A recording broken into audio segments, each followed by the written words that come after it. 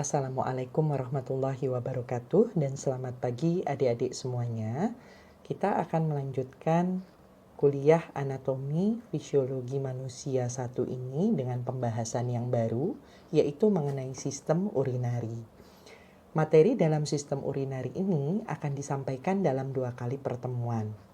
Pada pertemuan pertama kali ini, kita akan membahas mengenai komponen fungsi sistem urinari secara umum, kemudian komponen dan fungsi umum dari ginjal, kemudian komponen fungsi ureter, kandung kemih, dan uretra, pembuluh darah dan suplai darah utama pada ginjal, kemudian struktur dan fungsi dari unit fungsional terkecil dari sistem urinari, yaitu nefron, dan terakhir adalah lokasi dan tahapan pembentukan dari urin itu sendiri.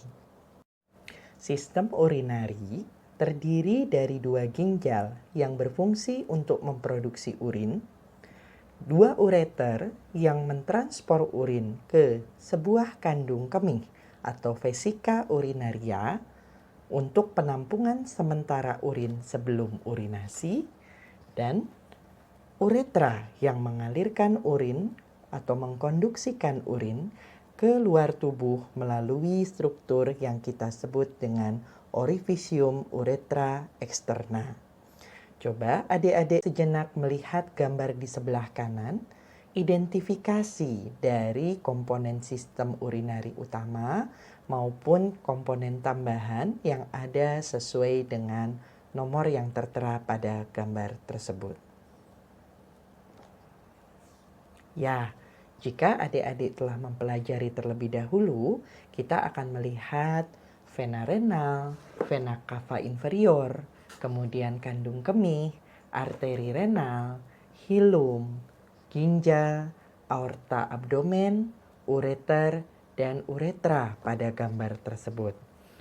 Pastikan adik-adik menjawab tepat, mampu untuk mengidentifikasi komponen tersebut sesuai dengan nomor yang ditunjukkan dalam gambar tersebut. Fungsi sistem urinari terwakili oleh fungsi ginjal. Fungsi tersebut dapat diklasifikasikan menjadi 4 bagian utama, yaitu ekskresi, regulasi, hormonal, dan metabolisme.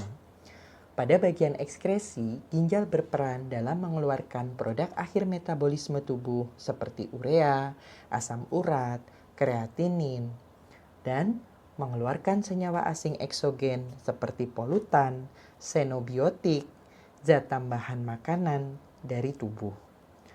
Kemudian pada aspek regulasi, ginjal berperan untuk mengatur jumlah dan konsentrasi elektrolit yang sebagian besar berada di cairan ekstraseluler. Elektrolit tersebut diantaranya seperti natrium, kalium, kalsium, magnesium, sulfat, dan fosfat.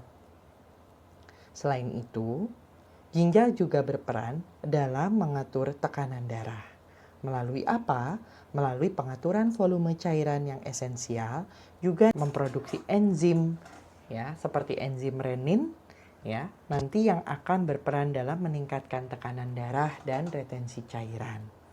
Kemudian, ginjal juga berperan dalam keseimbangan asam basa melalui pengaturan ekskresi ion hidrogen, bikarbonat, dan amonium, serta memproduksi urin yang bersifat asam ataupun basa bergantung pada kebutuhan tubuh. Kemudian, sistem urinari, dalam hal ini ginjal, berperan dalam menjaga osmolaritas cairan. Osmolaritas cairan ini penting sehingga mencegah pembengkakan maupun pengkerutan dari sel.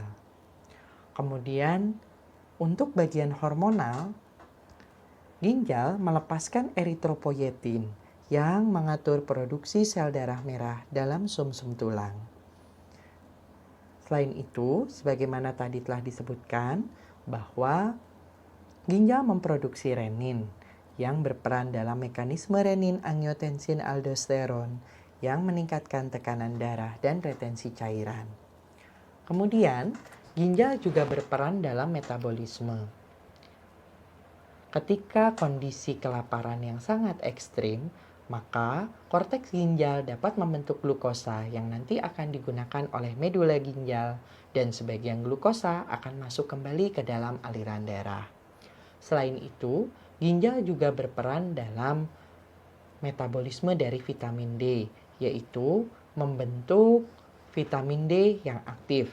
Jadi terdapat enzim yang kita sebut enzim 1-alfa hidroksilase renal, di mana enzim ini akan menambah gugus hidroksil ketiga pada 25 hidroksi vitamin D menjadi bentuk vitamin D yang aktif. Kita masuk pada anatomi kasar ginjal. Dimulai dari tampilan ginjal. Ginjal merupakan organ yang berbentuk seperti kacang berwarna merah tua. Kurang lebih memiliki bobot 150 gram. Dalam pustaka lain dirinci untuk pria kurang lebih 125-175 gram, adapun untuk wanita berkisar dari 115 hingga 155 gram. Dimensi dari ginjal kurang lebih 12 kali 6 kali 3 cm atau sebesar kepalan tangan orang dewasa. Kalau kita lihat tampilan luar dari ginjal, di bagian lateral ya, di bagian luar itu berbentuk cembung. Sementara di bagian tengahnya atau di bagian medial itu berbentuk cekung, di mana ada tingkat kecekungan tepi di bagian medial ginjal itu yang kita sebut dengan bagian hilum. Kemudian kita masuk ke lokasi ginjal. Ginjal terletak di bagian superior atau di bagian atas dari lumbar, yaitu pada dinding abdomen posterior yang berdekatan dengan dua pasang iga terakhir. Organ ini merupakan organ retroperitoneal, terletak di antara otot-otot punggung dan peritoneum rongga abdomen atas. Tiap-tiap ginjal memiliki sebuah kelenjar adrenal di bagian atas atau bagian superior ginjal tersebut. Ginjal kanan terletak agak lebih bawah dibandingkan ginjal kiri, karena ada hati pada sisi kanan dari tubuh. Setiap ginjal diselubungi 3 lapisan jaringan ikat. Yang pertama adalah fascia renal. Fascia renal merupakan jaringan penunjang fibrosa tebal bersifat sebagai pembungkus terluar. Pembungkus ini menempelkan ginjal ke struktur sekitar dari ginjal. Selain itu, berfungsi dalam mempertahankan posisi organ. Bagian kedua adalah lemak perinefrik. Lemak perinefrik merupakan lapisan tebal jaringan adiposa yang mengelilingi kapsul fibrosa dan terbungkus oleh fascia ginjal. Jaringan ini membantali ginjal dan membantu organ tetap pada posisinya. Dan yang ketiga adalah kapsul fibrosa atau ginjal merupakan membran halus transparan berupa lapisan serat-serat kolagen yang langsung membungkus ginjal dan dengan mudah dapat dilepas. Struktur internal ginjal tersusun dari beberapa komponen. Yang pertama adalah hilus.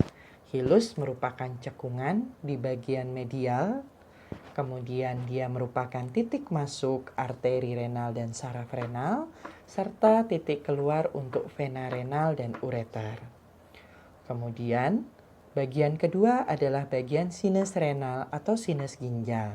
Sinus renal ini merupakan rongga berisi lemak yang membuka pada hilus, berikatan dengan kapsula fibrosa yang berfungsi dalam menstabilkan posisi ureter, pembuluh darah renal, syaraf, dan pembuluh limfatik. Kemudian, bagian ketiga adalah bagian pelvis ginjal. Bagian pelvis ginjal merupakan bagian berbentuk saluran cerobong asap yang melebar dan merupakan perluasan dari ujung proksimal dari ureter. Nah, ujung ini akan bercabang membentuk struktur seperti mangkuk yang berperan dalam buangan urin dari papila yang kita sebut dengan kaliks. Nanti pelvis ini akan berlanjut ujungnya menjadi 2-3 kaliks mayor. Kemudian nanti kaliks mayor ini akan bercabang menjadi 8-18 kaliks minor. Kemudian bagian yang keempat adalah bagian parenkim ginjal, yaitu jaringan ginjal yang menyelubungi struktur sinus ginjal. Nah, jaringan ini ada jaringan, kita bisa bagi menjadi bagian medula, bagian dalam, dan bagian korteks atau bagian luar. Bagian medula itu terdiri dari 6-18 struktur berbentuk segitiga atau triangular yang kita sebut dengan piramida renal. Bagian dasar renal piramida ini akan menyentuh korteks. Ujung yang sempit dari setiap piramida kita sebut dengan papila renal. Dia akan masuk ke dalam kaliks minor, ditembus mulut ductus collectivus, dan berujung ke sinus renal. Yang kedua adalah bagian korteks. Bagian korteks tersusun dari tubulus dan pembuluh darah nefron yang merupakan unit struktural dan fungsional dari ginjal. Bagian korteks merupakan bagian superficial, bagian luar yang berkontak dengan kapsula fibrosa, berwarna merah kecoklatan, biasanya tersusun dari granul-granul. Nah, korteks ini terletak di antara piramida yang bersebelahan, di mana akan terpisah oleh satu bagian yang kita sebut kolumna renal, yaitu pita jaringan korteks yang memanjang ke medula dan memisahkan antar piramida renal tersebut. Ginjal selanjutnya akan terbagi-bagi lagi menjadi bagian yang kita sebut dengan lobus renal atau lobus ginjal. Setiap lobus terdiri dari satu piramida ginjal, kolumna yang saling berdekatan, dan jaringan korteks yang melapisinya. Mari sejenak kita lihat gambar penampang frontal dari ginjal kiri ditinjau dari sudut anterior. Kemudian kita lihat masing-masing, kita identifikasi komponen-komponen struktur internal ginjal. Kemudian kita coba ingat fungsi dari struktur tersebut. Adik-adik dapat menghapus keterangan pada ginjal yang terletak pada gambar itu, kemudian mencoba untuk mengidentifikasi dan menyebutkan fungsi dari masing-masing komponen pada struktur internal ginjal tersebut. Selanjutnya kita akan membahas mengenai suplai darah di ginjal. Darah dari aorta abdomen akan masuk ke percabangan yang kita sebut dengan arteri renalis. Kemudian darah akan masuk ke bagian hilus. Percabangan arteri renalis itu bercabang menjadi yang kita sebut arteri segmentalis, sejumlah 5 buah ketika memasuki hilus renalis. Darah akan masuk ke arteri segmentalis, kemudian dia akan membentuk arteri lobaris. Di cabangnya, cabang lobaris, darah masuk ke sana, kemudian arteri lobaris bercabang menjadi arteri interlobaris, masuk lagi darah ke arteri interlobaris, kemudian arteri interlobaris akan membentuk arteri arcuata, yaitu di sudut atau di bagian junction antara medula dan korteks renalis. Kemudian arteri arcuat itu akan mengalami percabangan di sudut kanan melewati korteks yang kita sebut dengan arteri interlobularis atau yang kita sebut dengan arteri radiata corticalis. Nah, arteri radiata corticalis ini yang akan membentuk arteriolus glomerularis atau yang kita sebut dengan arteriol aferen. Nah, satu arteriol aferen akan membentuk sekitar 50 kapiler yang membentuk glomerulus. Jadi nanti darah dari arteri radiatus corticalis akan masuk ke arteriol aferen, kemudian akan difiltrasi atau disaring masuk ke kapiler glomerulus, kemudian nanti darahnya akan meninggalkan glomerulus melalui arteriol eferen dan membentuk jaring-jaring kapiler lain yang kita sebut dengan kapiler peritubulus. Nah, kapiler peritubulus ini mengelilingi tubulus proksimal dan tubulus distal. Tujuannya untuk memberi nutrien pada tubulus tersebut dan juga untuk mengeluarkan zat-zat yang direabsorpsi. Selanjutnya, kapiler peritubulus akan mengalir ke dalam vena. Nah, vena juga mulai dari cabang vena korteks atau vena radiata corticalis, kemudian dia akan menyatu nanti membentuk vena arcuat atau vena nanti vena ke vena interlobularis, kemudian dia akan bergabung lagi nanti darahnya ke vena interlobaris, kemudian darahnya bermuara lagi masuk ke vena renalis. Nah, vena ini akan meninggalkan renal atau ginjal untuk bersatu dengan vena cava inferior. Nah, satu hal yang harus kita pahami bahwa arteriol eferen tadi dinyatakan dari glomerulus akan memasuki jaring-jaring kapiler peritubulus. Nah, ada juga arteriol eferen dari glomerulus pada daerah nefron yang kita sebut nefron juxtaglomerulus itu akan memiliki perpanjangan pembuluh kapiler panjang yang lurus yang kita sebut istilahnya namanya dengan vasa recta. Nah, vasa recta ini akan mengalir secara descendant ke dalam piramida medula. Nah, lekukan dari vasa recta itu akan membentuk seperti jepitan atau lengkungan yang melewati ansa Henle. Nah, dengan adanya lengkungan kapiler ini yang melewati ansa Henle, ini akan memungkinkan terjadinya pertukaran zat antara ansa Henle dengan kapiler. Nah, ini nanti akan penting berperan dalam mengatur kepekatan dari urin atau mengatur konsentrasi dari urin. Selanjutnya adalah struktur fungsi dari ureter. Ureter merupakan perpanjangan, bentuknya seperti pipa berpasangan, memiliki otot memanjang dari pelvis ginjal atau pelvis renal hingga ke kandung kemih. Panjangnya kurang lebih 25 sampai 30 cm dan diameternya 4 mili sampai 6 mm. Ureter akan turun secara retroperitoneal, akan melewati tepi dari tulang pelvis dan dia akan masuk dari sebelah posterolateral vesika urinaria. Saat memasuki vesika urinaria, dia akan memiliki arahnya oblik. Untuk apa? Untuk mencegah aliran balik dari urin kembali ke bagian atas. Nah, ini bisa menyempit ureter ini di 3 tempat. Di titik asal ureter pada pelvis ginjal, di titik saat melewati pinggiran pelvis, dan di titik pertemuan dengan kandung kemih. Pada 3 titik tersebut, sangat mungkin untuk tersangkut batu ginjal, sehingga bisa menyebabkan nyeri yang kita sebut dengan kolik ginjal. Dinding ureter itu terdiri dari 3 lapisan jaringan. Lapisan terluarnya atau kita sebut lapisan adventitia atau lapisan eksterna itu merupakan jaringan fibrosa. Kemudian bagian tengahnya adalah bagian muscularis longitudinal di dalamnya dan otot polos sirkuler di bagian luar. Nah, otot ini berfungsi dalam aktivitas peristaltik intrinsik. Jadi mampu menstimulasi kontraksi saat urin itu berada di ureter dan akan mengalirkan urin dari kandung kemih ke yang mendorong urin ke kandung kemih. Ya. Kemudian di bagian dalamnya itu terdiri dari epitel mukosa yang mensekresi selaput mukus pelindung. Epitelnya ini berupa epitel jenisnya epitel transisional. Nah, berdasarkan gambaran tersebut bahwa ureter ini berperan dalam transportasi urin yang bersifat aktif, sehingga tidak hanya mengandalkan gaya gravitasi semata.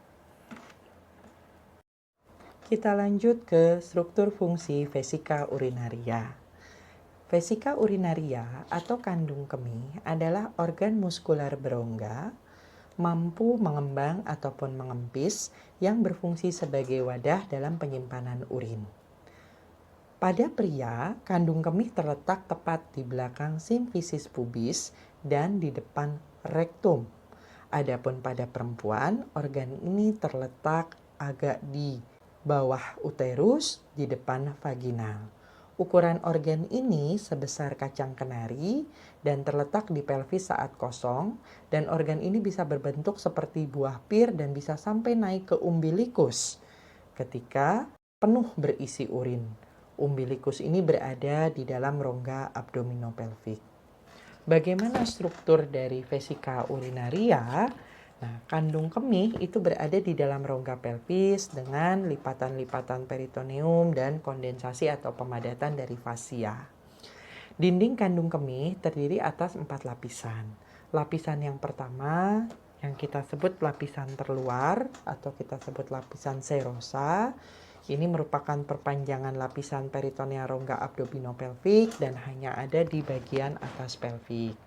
Kemudian ada lagi bagian muskularis. Nah, bagian muskularis ini mengandung otot detrusor. Nah, lapisan ini tersusun dari berkas-berkas otot polos yang saling membentuk sudut. Nah, ini untuk apa? Untuk memastikan bahwa selama urinasi, kandung kemih ini akan berkontraksi dengan serempak secara bersamaan ke segala arah.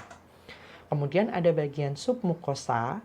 Bagian submukosa ini adalah lapisan jaringan ikat yang terletak di bawah mukosa dan menghubungkan dengan bagian muskularis, ya, atau bagian otot detrusor. Dan yang keempat adalah bagian mukosa atau lapisan terdalam. Lapisan terdalam ini atau lapisan mukosa merupakan lapisan epitel yang tersusun juga dari epitel transisional. Kalau kandung kemihnya rileks, maka mukosanya akan membentuk lipatan-lipatan yang kita sebut dengan rugae. Ya, yang dia akan memipih dan mengembang saat urin terkumpul atau terakumulasi dalam kandung kemih. Ada juga daerah yang kita sebut dengan daerah trigon atau daerah trigonum. Ya. Nah, daerah trigonum ini adalah daerah halus, bentuknya seperti segitiga, triangular, dan dia berada di internal atau di bagian dasar dari kandung kemih. Sudut-sudutnya terbentuk dari tiga lubang, di mana sudut atas trigonumnya 2 ureter akan bermuara ke kandung kemih. Nah, uretranya akan keluar dari kandung kemih di bagian apex trigonum. Jadi di bagian atasnya itu muara dari ureter, sementara bagian apex itu adalah tempat keluar dari uretra. Jadi kalau nanti kita lihat bagian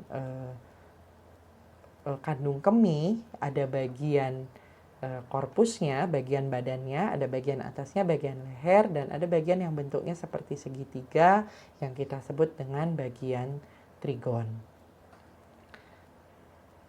Nah, karena trigon ini terletak di antara ureter dan uretra dengan kondisi yang berbentuk seperti segitiga tadi, nah dia mudah untuk terkena atau terjadinya infeksi.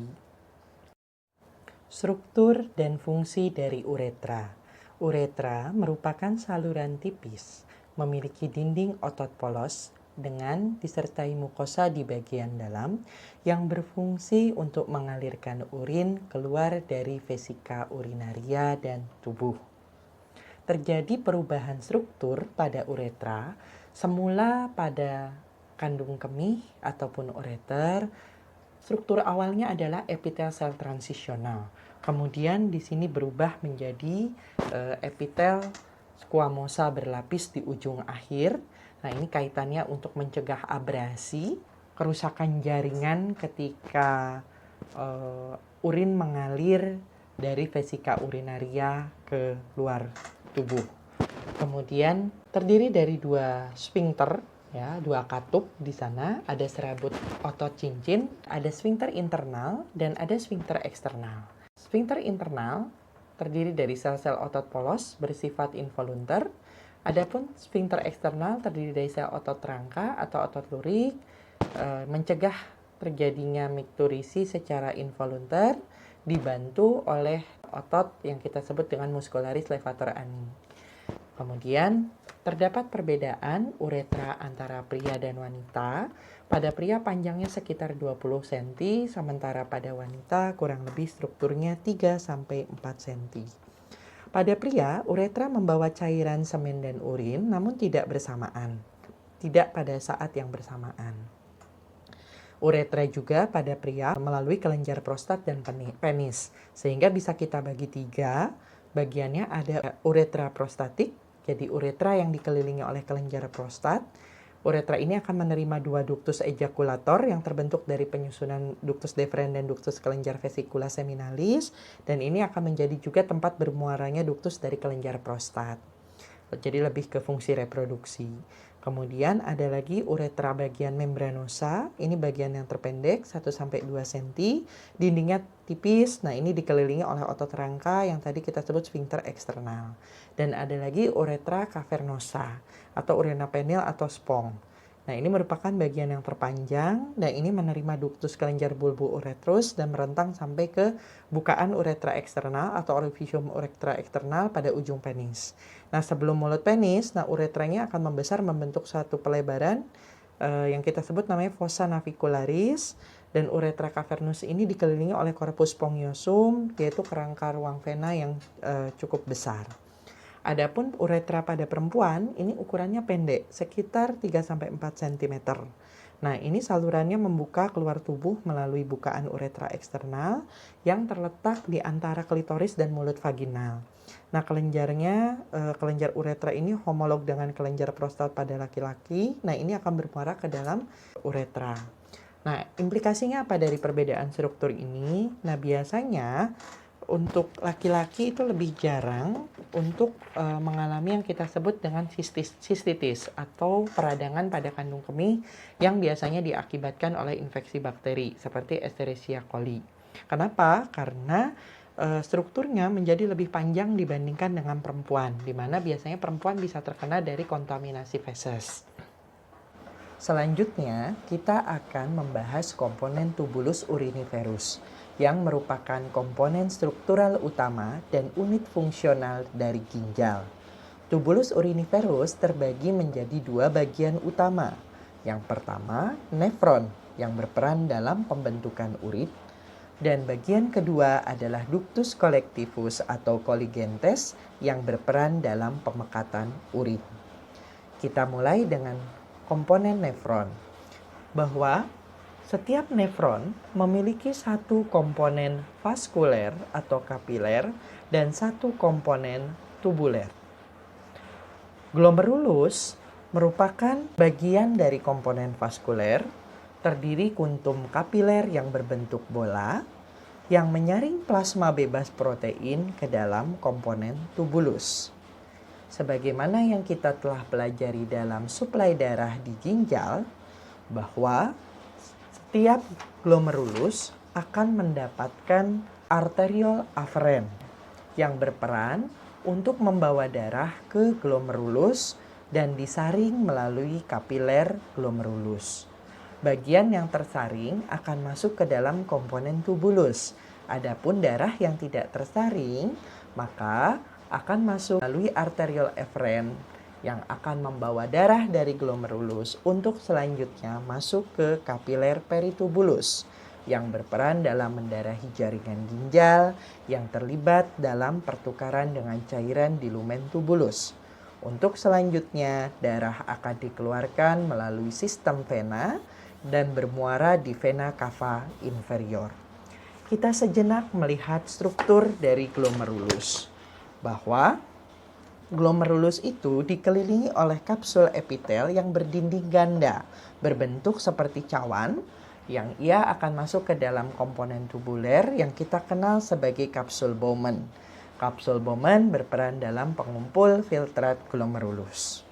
Glomerulus dan kapsul Bowman bersama-sama membentuk sebuah struktur yang kita kenal sebagai corpusculus renal atau korpuskel ginjal.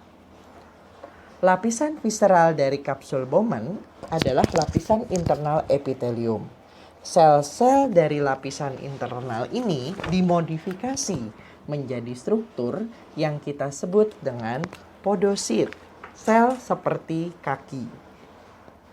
Setiap sel podosit ini melekat pada permukaan luar kapiler glomerulus melalui beberapa perpanjangan atau yang kita kenal dengan prosesus primer panjang, yang mengandung juga prosesus atau perpanjangan sekunder yang kita sebut prosesus kaki atau kita sebut pedicle.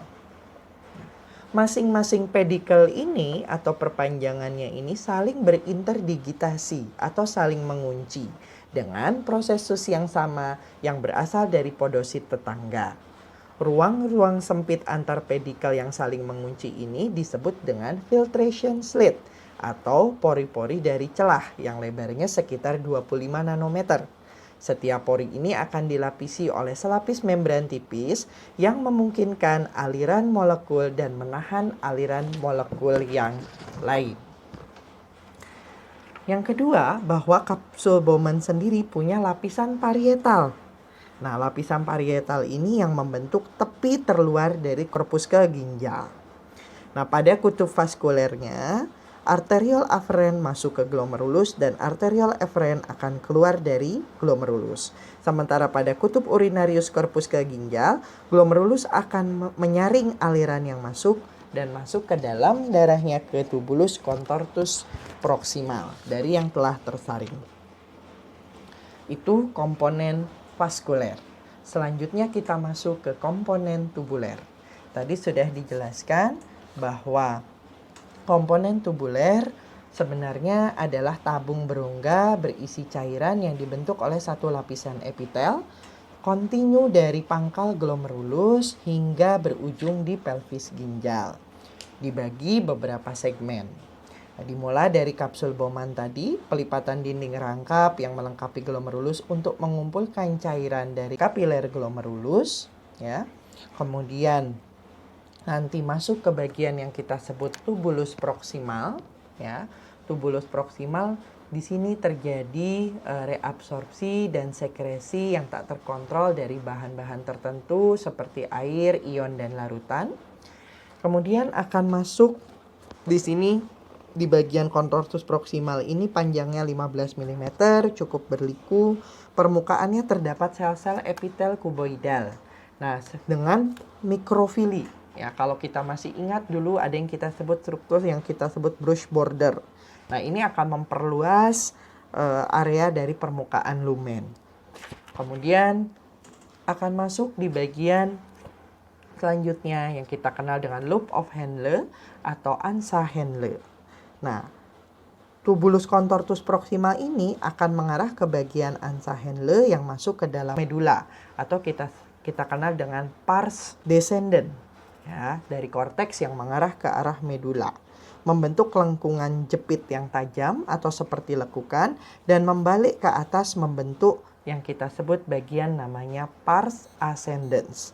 Jadi mulai dari medula yang mengarah ke arah korteks. Nah, berdasarkan bagian pars descendens dan pars ascendens ini, nanti kita bisa membagi nefron, ya, sebagaimana yang nanti akan dibahas di bagian slide selanjutnya, bahwa nefron dapat kita bagi menjadi dua bagian.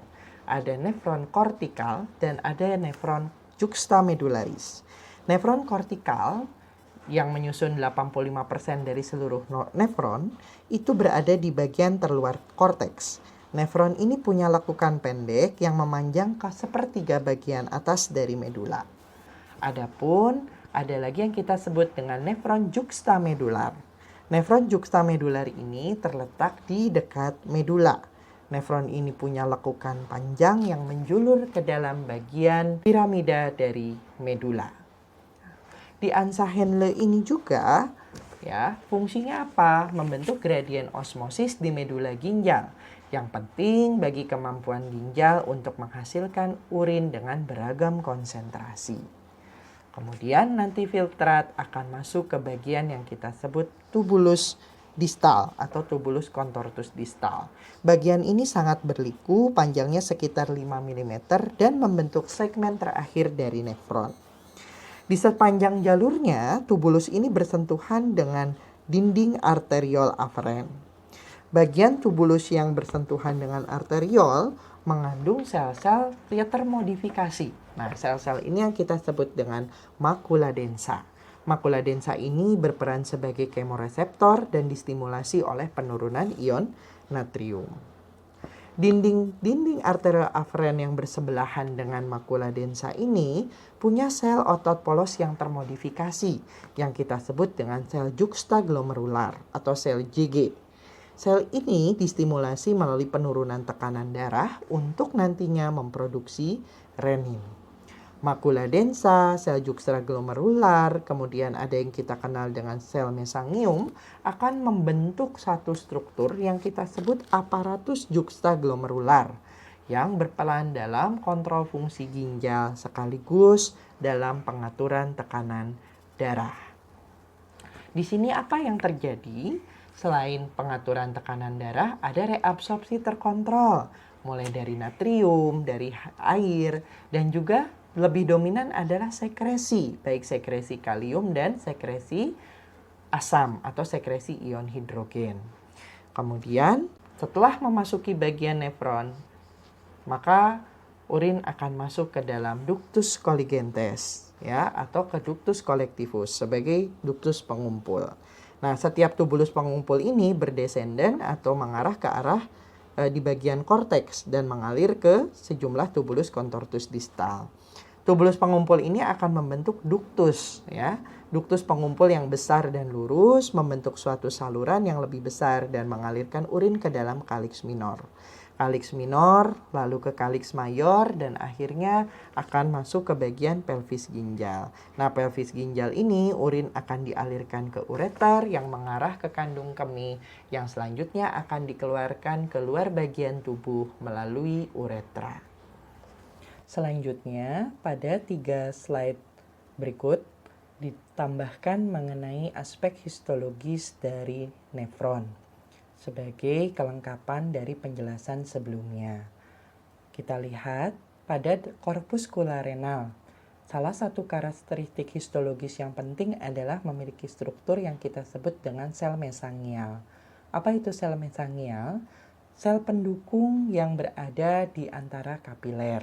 Sel-sel ini memiliki filamen aktin yang menyebabkan sel ini mampu berkontraksi. Sel-sel ini mampu untuk mengontrol diameter kapiler dan laju dari aliran darah yang melalui kapiler. Diduga terdapat beberapa senyawa seperti angiotensin 2, ADH atau vasopresin, histamin yang mempengaruhi dari kontraksi sel mesangial.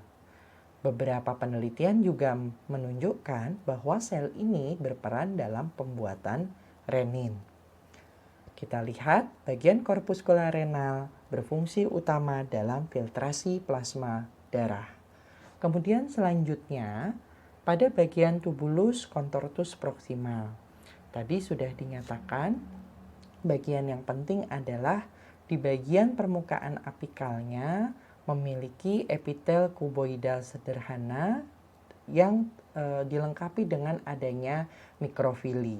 Nah, mikrofili ini berperan dalam reabsorpsi ion, nutrien organik, air, dan protein plasma dari jika ada dari cairan tubulus dan melepaskannya kembali ke dalam cairan peritubulus, yaitu cairan interstisial yang berada di sekitar dari tubulus renal.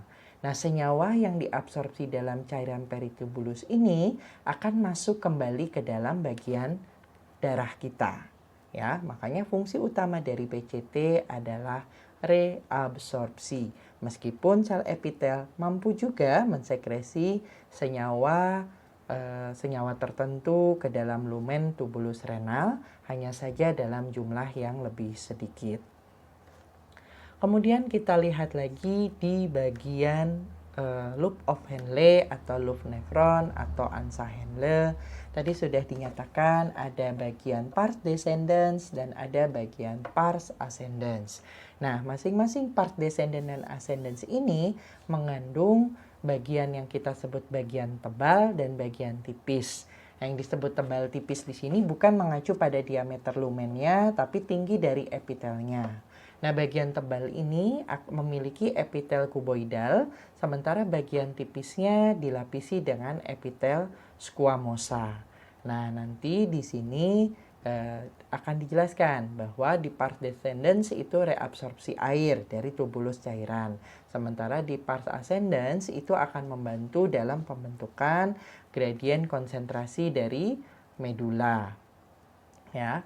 Bagian yang tebal tadi dari pars descendens tadi itu punya fungsi yang sama dengan tubulus contortus proximal. Dia akan mereabsorpsi ion natrium, ion klorida keluar dari cairan tubulus.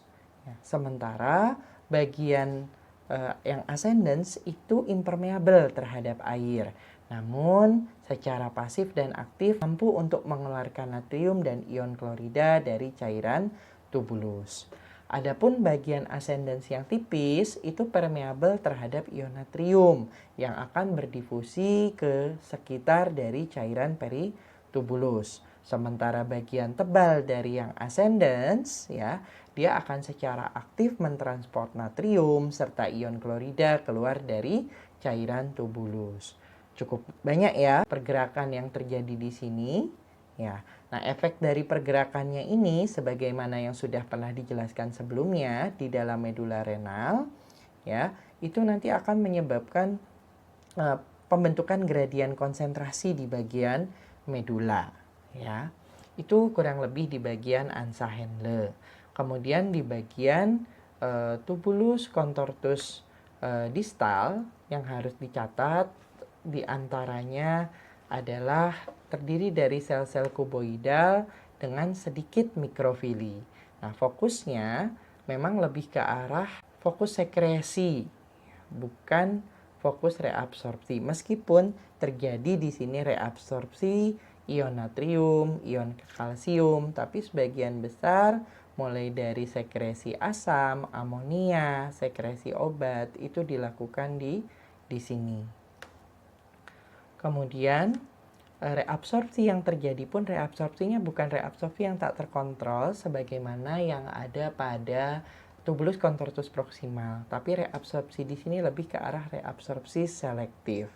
Selanjutnya untuk duktus pengumpul, ini bagian terakhir ya, yang merupakan arah dari tubulus contortus distal. Nah, nanti beberapa duktus collectivus ini bisa bergabung menjadi duktus papillari yang lebih besar dan nanti akan mengosongkan urin ke dalam kalix minor ya. Nah, nanti di bagian duktus papillari itu biasanya ada epitel dengan epitelnya adalah epitel kolumner. Nah, di duktus collectivus ada dua jenis sel. Ada yang kita sebut jenis intercalated cell, yaitu adalah sel kuboidal dengan mikrofili. Ya, ada nanti sel alfa dan ada sel beta. Sel alfa berperan dalam mensekresi ion hidrogen dan mereabsorpsi ion bikarbonat. Sementara sel beta itu mensekresi ion bikarbonat dan mereabsorpsi dari ion hidrogen. Nah, sementara untuk principal cell ya, itu merupakan sel-sel kuboidal yang mereabsorpsi air dan mengeluarkan kalium. Nah, di sini kedua sel ini berperan dalam pengaturan asam basa di dalam darah. Adapun untuk duktus papillari ya, itu akan mengkonduksi cairan tubular ke kalix minor dengan menggunakan sel-sel kolumner dan berperan juga dalam menentukan gradien serta konsentrasi dari medula.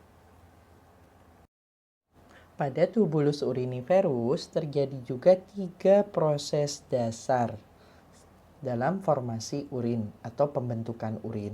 Proses tersebut terdiri dari pertama filtrasi glomerulus, yaitu filtrasi non-diskriminatif plasma bebas protein dari glomerulus ke dalam kapsul Bowman. Yang kedua adalah reabsorpsi tubulus. Reabsorpsi tubulus adalah perpindahan selektif bahan-bahan yang terfiltrasi dari lumen tubulus ke dalam kapiler peritubulus. Dan yang ketiga adalah sekresi tubulus. Sekresi tubulus adalah perpindahan selektif bahan-bahan yang tidak terfiltrasi dari kapiler peritubulus ke dalam lumen tubulus. Coba kita lihat gambar di bagian kanan bahwa darah masuk ke glomerulus melalui arterial aferen, kemudian tersaring oleh glomerulus. Kemudian filtrat ditampung ke kapsul Bowman, kemudian dibawa ke dalam sistem tubulus. Nah, kemudian darah yang tidak tersaring itu akan melewati ke arteriol aferen. Coba kita perhatikan dengan lebih detail, hanya 20% plasma yang masuk ke glomerulus itu yang difiltrasi. Sementara 80% plasma yang masuk ke glomerulus tidak difiltrasi dan keluar melalui arteriol eferen. Ya. Nah, filtrat yang sudah difiltrasi melalui glomerulus itu akan masuk ke dalam tubulus, baik tubulus contortus proximal, tadi tempat terjadinya reabsorpsi untuk ion dan cairan, kemudian Ansa-Henle dan juga tubulus contortus distal sebagai tempat sekresi. Kemudian hasil ketiga proses tersebut akan dikeluarkan dalam tubuh yang merupakan ekskresi, total ekskresi dari urin tersebut. Maka kita bisa nyatakan bahwa ekskresi adalah proses filtrasi dari satu zat, kemudian dikurangi dari proses reabsorpsinya, dan ditambah dari proses sekresi yang ada. Nah, kita lihat bahwa proses reabsorpsi dari filtrat yang ada dalam urin itu akan membawa zat ke kapiler peritubulus untuk selanjutnya dimasuk kembali ke dalam sistem vena. Sementara proses sekresi yang berasal dari kapiler peritubulus akan masuk ke dalam lumen tubulus dan dikeluarkan bersama dengan urin. Sekian untuk kuliah pertemuan kali ini. Sebagai pengingat, dari kuliah yang kita lakukan hari ini, kita telah mempelajari terkait dengan komponen umum dan fungsi umum dari sistem urinari. Terdiri atas ginjal, ureter, kandung kemih, dan uretra, juga berperan dalam fungsi ekskresi, regulasi, hormonal, dan metabolisme. Kemudian kita telah mempelajari anatomi kasar maupun struktur internal dari ginjal, mulai dari tampilan ginjal, lokasinya, lapisan pembungkusnya, kemudian struktur internal dimulai dari hilus, sinus ginjal, kemudian masuk ke dalam parenkim dari ginjal dan pelvis ginjal, serta parenkim terdiri atas korteks dan medula. Ginjal bisa kita bagi menjadi piramida, korteks, dan jaringan yang mendasarinya. Kita juga telah mempelajari terkait dengan pembuluh darah utama dan suplai darah ginjal, dimulai dari sistem arteri, dimulai dari aorta abdomen hingga ke aferen arteriol, kemudian masuk ke kapiler glomerulus, diakhiri eferen arteriol dan kapiler peritubular, lalu masuk ke dalam sistem vena yang bermuara pada vena cava inferior. Kita juga sudah mempelajari struktur dan fungsi dari ureter, vesika urinaria, dan uretra, mulai dari penampilan kasar hingga aspek histologis dari masing-masing organ, serta ciri khas dari masing-masing organ. Kemudian kita juga sudah mempelajari unit anatomis dan fisiologis utama dari ginjal, yaitu tubulus uriniferus, terdiri dari dua bagian, yaitu nefron dan ductus collectivus. Nefron sendiri terdiri atas bagian vaskuler dan bagian tubuler. Ya, bagian tubulernya bersegmen, bagian vaskularnya terdiri dari glomerulus yang dilingkupi oleh bagian yang kita sebut dengan kapsul Bowman. Masing-masing dari fungsinya telah juga diutarakan dalam pertemuan kita kali ini. Selanjutnya, bahwa tubulus uriniferus itu melakukan 3 tahapan dasar dalam pembentukan urin, yaitu mulai dari filtrasi, reabsorpsi, dan sekresi. Pada pertemuan ini dijelaskan mengenai sedikit bagian dari filtrasi glomerulus, bahwa filtrasi ini merupakan plasma bebas protein yang tersaring di kapiler glomerulus melalui kapsul Bowman. Ya, nanti kemungkinan zat dalam berfiltrasi itu ada 4 macam, bisa terfiltrasi seluruhnya, bisa terfiltrasi namun tereabsorpsi sebagian, atau juga bisa tereabsorpsi lengkap, atau hanya terfiltrasi dan kemudian tersekresi. Sekian dan terima kasih.